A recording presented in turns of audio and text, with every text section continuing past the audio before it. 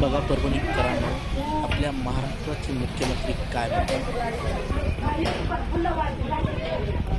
मला असं वाटतं की जे लोक भारताच्या संविधानाला मानतात आणि जे भारतरत्न डॉक्टर बाबासाहेब आंबेडकरांना मानतात अशा लोकांनी नेहमी संवैधानिक मार्ग पत्करले पाहिजेत।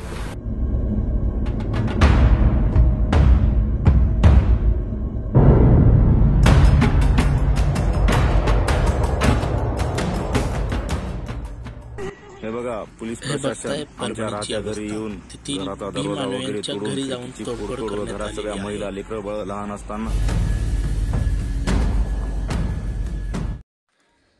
माननीय मुख्यमंत्री साहेब, आपण पोलिसांना दंगल थांबवण्याचे आदेश दिले आहेत का दंगल भडकवण्याचे आदेश दिले आहेत, असा प्रश्न उपस्थित होतोय। आपण राज्याचे मुख्यमंत्री राज्याची धुरा सांभाळत नाहीत का? राज्यातील परभणी येथे दंगल कशी काय घडते, या दंगली थांबवण्यासाठी पोलीस प्रशासन प्रयत्न करत आहेत का, असा व्हिडिओ मधून तर वाटतच नाही। असेच जर सामान्य जनतेचे ऑटो रिक्षा फोडण्याचे आदेश आपण दिले नाहीत तर परभणी पोलिसांनी गरिबांच्या वस्तूची नाशधूष कशी करत आहेत? जर आपण असं आदेश दिला नसेल तर पोलिसांनी दंगलीनंतर माजवण्याचा अधिकार कोणी दिला? आपण पोलिसावर योग्य ती कारवाई करणार आहात का? यामुळे वंचित बहुजन आघाडीचे नेते प्रकाश आंबेडकर यांनी सरकारला प्रश्न उपस्थित केलेला आहे। बघा ते काय म्हणतात।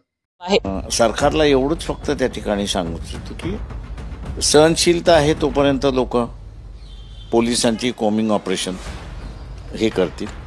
मॉब उलटला तर सरकारला पोलिसांचेच मुर्दे पाहिजेत का, याचाही असताना सरकारने विचार करावा।